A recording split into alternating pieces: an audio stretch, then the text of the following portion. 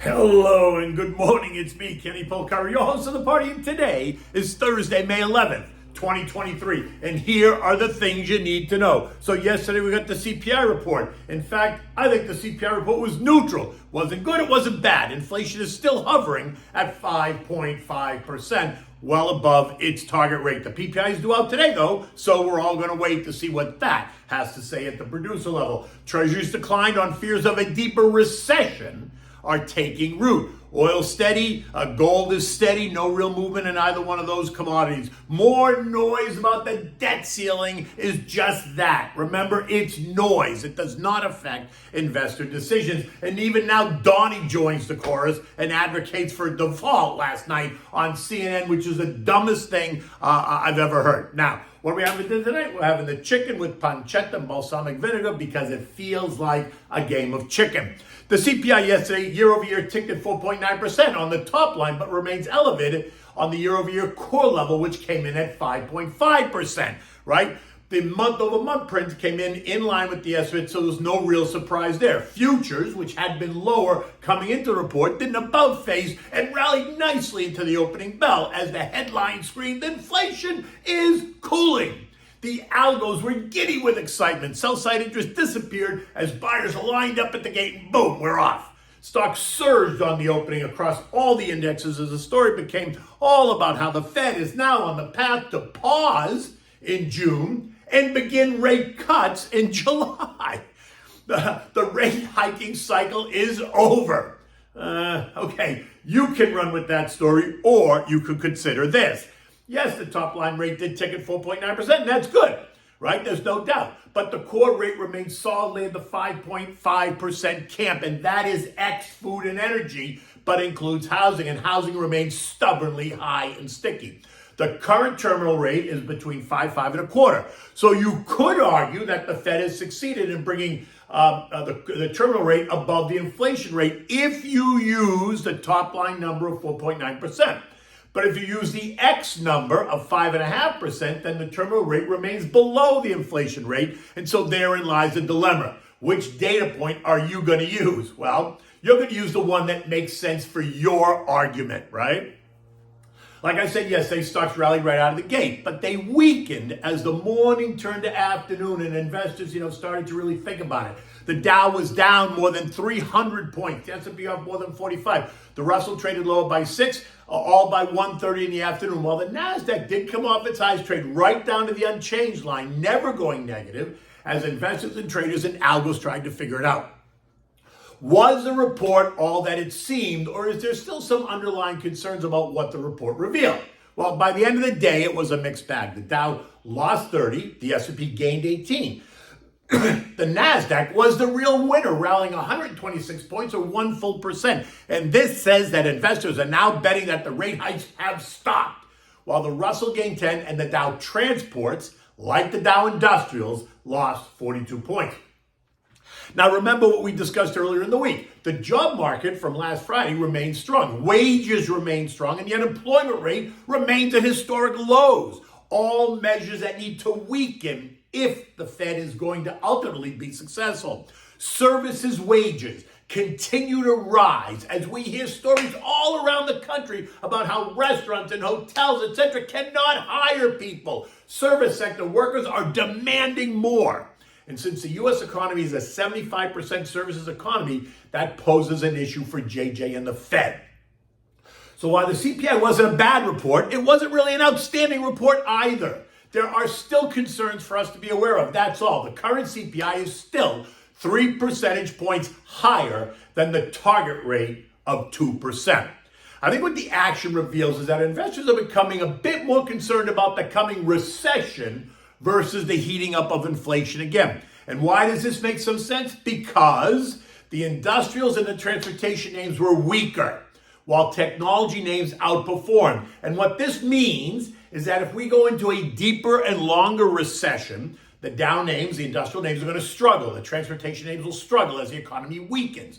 While technology should benefit because the Fed will be forced to cut rates to kind of mute and dampen the weakness in the economy, right? Now remember that tech and high growth names love low interest rates. And so there it is, that elusive rate cut that the traders are banking on. The move up in the NASDAQ confirms what the rumors are, meaning that it confirms the rumors, but it does not confirm what the Fed is going to do, right? Or what it could possibly do.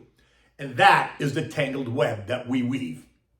In any event, investors lined up on both sides, as they always do. Some thinking the news was enough for them to jump in. Others continued to tweak, allocating and reallocating monies and stocks in their portfolios on any strength, right? Because the sense is we still have more on the downside. Not much, but maybe more.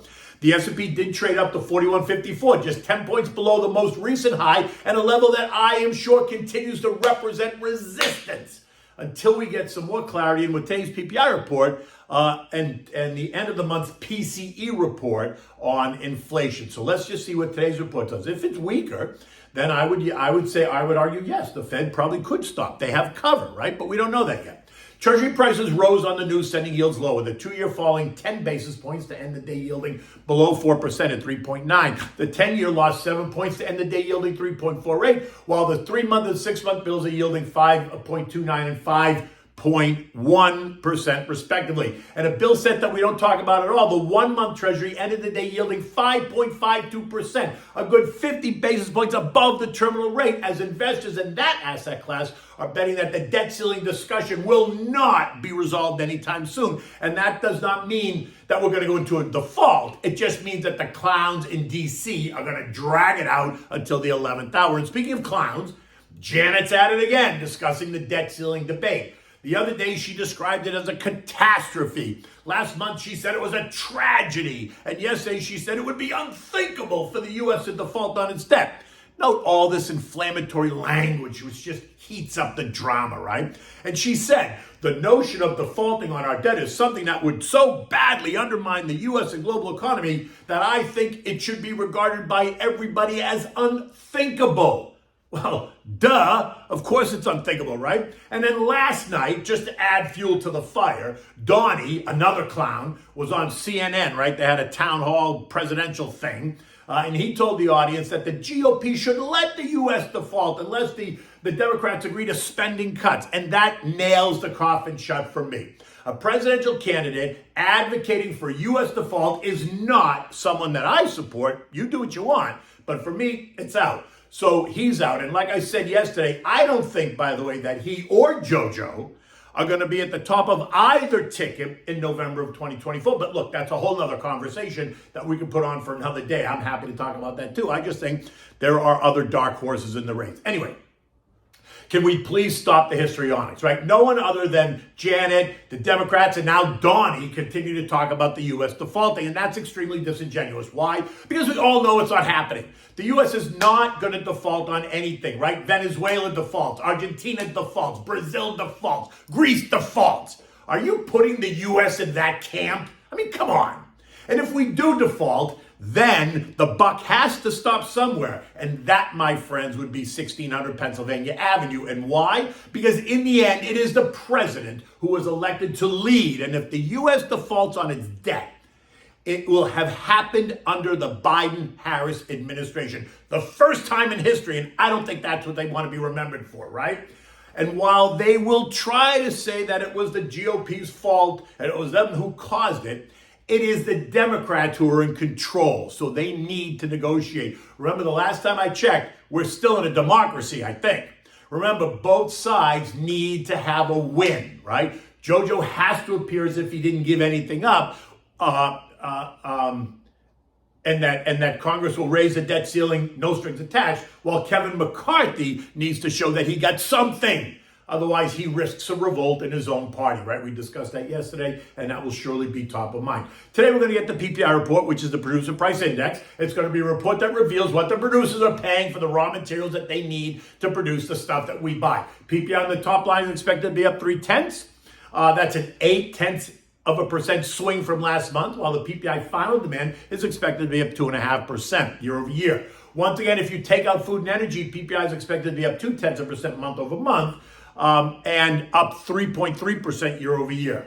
Now, after yesterday's CPI report, anything could happen. So all I can say is just get ready. U.S. futures were up this morning on what many expected was going to be a positive PPI report, which will seal the deal, putting the Fed in pause mode come June 14th, when the next FOMC policy announcement hits the tape. But the tone has since changed, leaving investors unsure of what's next or what's more important, inflation or recession. Dow futures are down 30, S&Ps are up 5, the NASDAQ up 20, the Russell is down 1. Other economic data today includes the usual Thursday suspects, initial jobless claims of 245,000 and continuing claims of 1.82 million, neither of which is going to drive the action. Oil holding steady at $73.40 a barrel, while gold is holding steady at $2,035 an ounce. European markets are a bit higher, all up between 0.3%. The Bank of England is due to announce their rate decision today, and they are expected to raise rates by 25 basis points, and that would be their 12th rate hiking, taking their terminal rate to 4.25%. And it would also be because inflation in the UK, which was going down, is starting to tick up again, right? And on top of that, now we have the Europeans chiming in on solving our debt crisis, calling it vital that the U.S. reach a deal and that JoJo needs to make it happen. Do you see the pattern here? JoJo needs to make it happen. I mean, he is the president, so just suck it up and make it happen and stop the histrionics. On last night, the S&P closed at 4137, up 18 points after trading in a range of 4,098, 4154. Yesterday, I said that if we got the stronger CPI, we could see us test the trendline support of 4045. We didn't get that, so that didn't happen.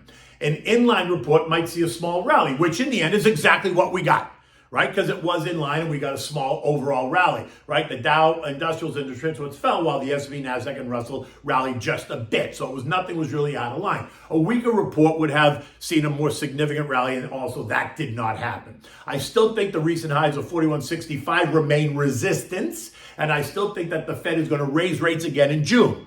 As of today, that's what I think they're going to do. I don't think yesterday's CPI report changed the narrative at all, but let's see what today's PPI print says, and then what everyone thinks that they will do.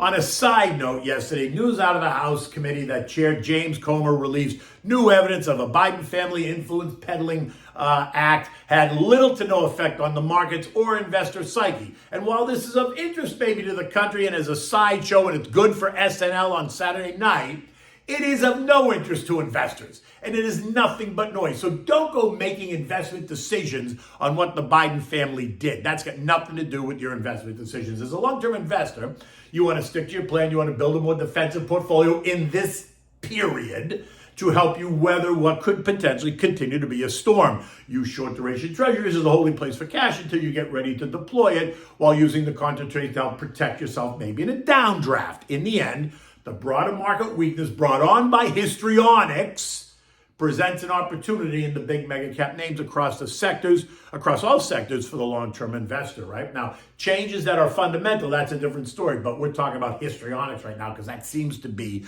what we're in the middle of. Okay, so we're having dinner tonight. We're having these chicken thighs with pancetta and balsamic vinegar. Now, I featured this one today because it feels like this game of chicken, right? The Democrats versus Republicans. Who's going to give, who's going to blink, who's going to win?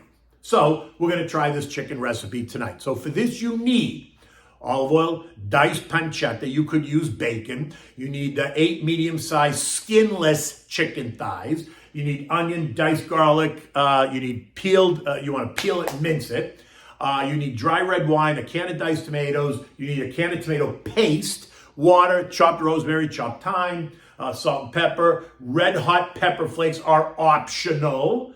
And balsamic vinegar, and then at the end, some chopped fresh Italian parsley. Now, in a large, heavy skillet, you want to heat up the oil over medium heat. Cook the pancetta until it's cooked through and lightly browned, about 5 minutes, right? Remove the pancetta and just put it on a plate and set it aside, leaving everything else in the pan. Now, take the thighs and brown them in that same, the oil that came from the pancetta and the oil, and brown it on both sides, 10 minutes or so. Remove the chicken, put that on the plate. Now cook the onions until they're translucent and soft. That's about 5 to 8 minutes. Add the garlic, saute for another 3 minutes or so. Now add about a half a cup of the wine. Increase the heat to medium high. Cook it until the wine is reduced by about half. Now add the tomatoes, add half a can of tomato paste, water, rosemary, thyme, salt and pepper, and if you're going to use the red pepper flakes, now's the time to add that.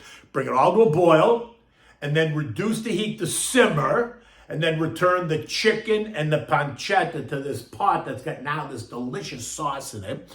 Cover the pan, simmer it for 20 minutes or so until the sauce is kind of thickened, right? Leave the cover kind of half off so the steam escapes and it thickens a little bit. Don't let it thicken too much, though. If it does, just add a little bit of water. Now, taste the sauce, adjust the seasoning if you need it. Now stir in 1 tablespoon of balsamic vinegar. Mix it well, and now serve this family style. So put the chicken on a nice platter with the sauce. You can put it over it, right? And then take your chopped Italian parsley and just sprinkle the chopped Italian parsley on top just for a little bit of color. Look, the parsley doesn't really add a whole lot, but it does add some color to the dish. And so now you got this chicken, you got this deep red sauce because you got the wine, you got the tomatoes and the tomato paste, and then the parsley on top. Always looks good. And as usual, you can serve this with, one of your favorite sides. You might do a potato dish with this and a big mixed salad. You know the way I like it. Just salt, pepper, oregano, fresh lemon juice, and olive oil. It's clean. It's good. It can never go wrong. It goes with everything. Look at this. It's another beautiful day here in South Florida. And until tomorrow, take good care.